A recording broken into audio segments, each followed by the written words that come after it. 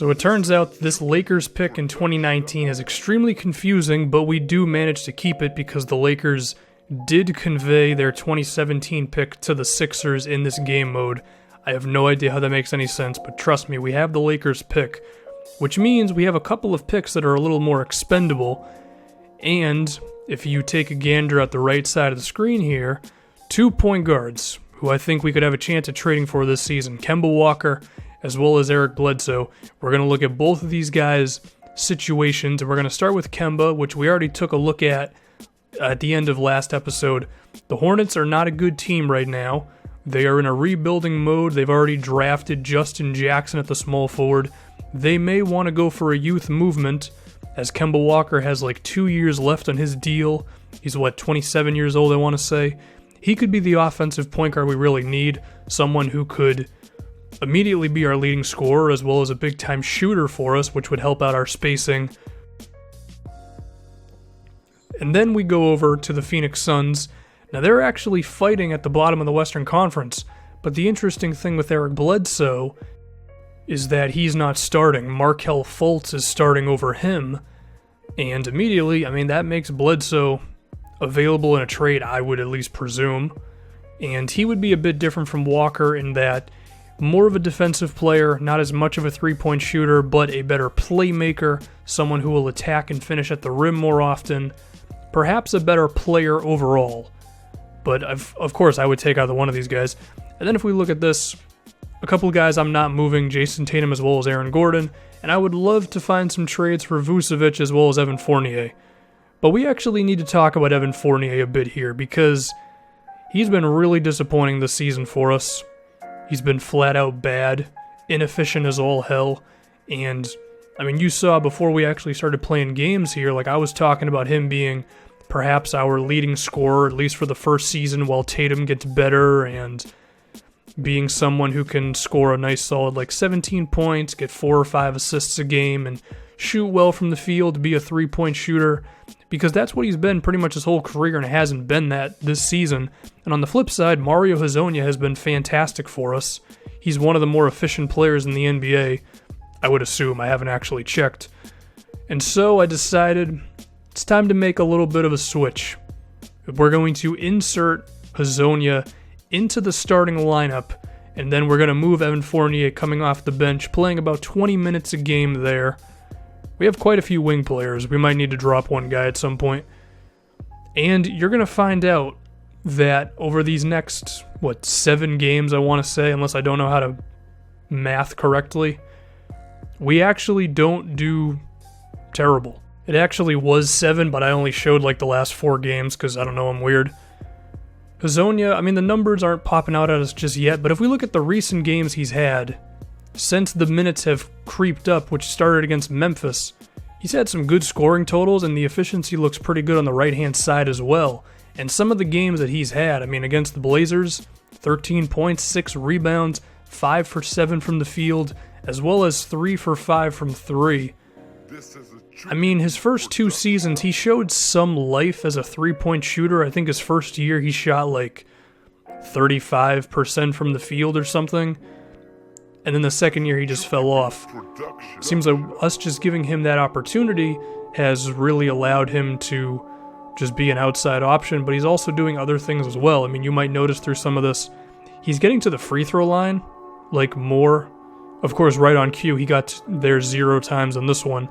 But in previous videos, when we've looked at some of the games he's had, he's actually gotten to the line sometimes. So he's attacking the rim, and he's just being a productive offensive player overall for us, and I guess we're just seeing his potential pop out right now. I didn't think it was going to happen this season, but we'll definitely enjoy it, of course. But the good thing is he's not just having one good game and then we're overreacting. This is quite a few games here in a row where insert him into the starting lineup and he's been better, which is one of the reasons why I wanted to do this more simulation style. Once again here, 15 points, and this time he actually got to the free throw line. Now, what is Hezonja's ceiling? I don't really know. Maybe it's a 15-point scorer. Maybe he can score even more than that. As far as an all-around player, who the hell knows? But there was also another part of this, which was Evan Fournier comes off the bench, and you may have been looking at some of his numbers while I showed the box scores, Fournier has actually stepped up. I don't know how this makes sense in a video game because I'm pretty sure it's just a big math problem and players don't have feelings and they don't go, well, they put me on the bench, so now I have to step up. But regardless, Fournier's been pretty good. It seems that the player that we were waiting for him to be for the first, 15 to 20 games, it's come out since he's actually gone to the bench. I don't know. I mean, if he's going to maintain this for the rest of the season, then it seems that we finally did get that shooting guard who can be a real offensive piece for us. And I mentioned the wing rotation before. I mean, between Hezonja, Tatum, Jody Meeks, Terrence Ross, and now Fournier, if he can be good, that's a lot of options. If I had to pick one guy who might drop out, it might be Jody Meeks because his shooting has actually taken a dip the past few games or whatever, and these other guys just have more creating abilities. But if we can just have a solid 4-guy rotation going between the shooting guards and small forward spots, that can be really valuable. But there is one big dude that we're going to talk about in today's video, and that's Biyombo.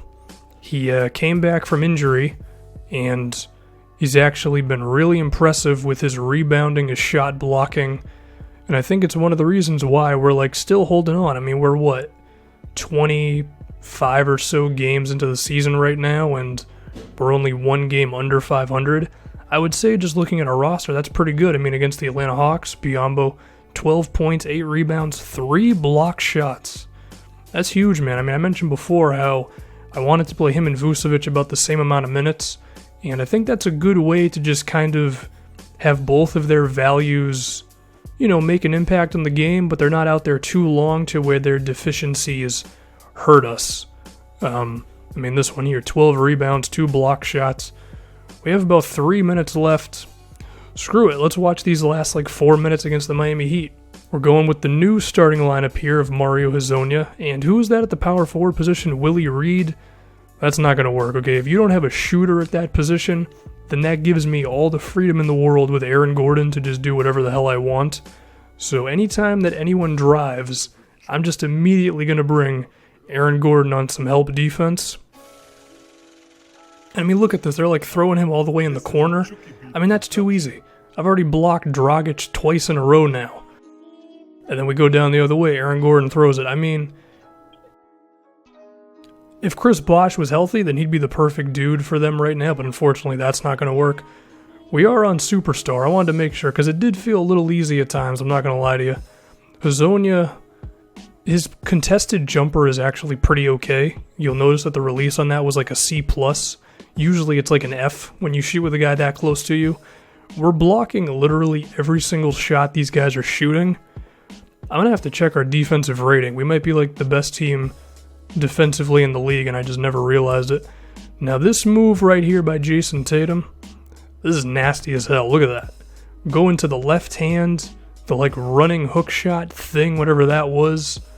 That's just the scoring potential of Tatum.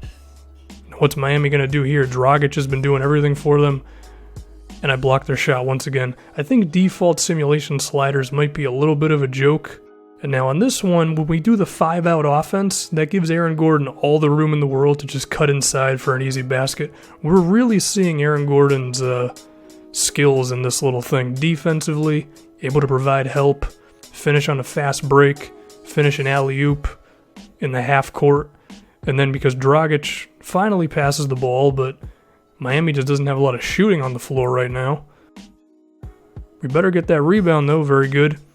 And now I'm feeling myself with Jason Tatum. Well, actually, first I gotta pass it off to Hezonja. I don't know why the hell I butchered that release so bad. My goodness, I'm gonna have to work on his jumper in practice. But anyway, I'm feeling myself with Tatum. I'm gonna call the isolation.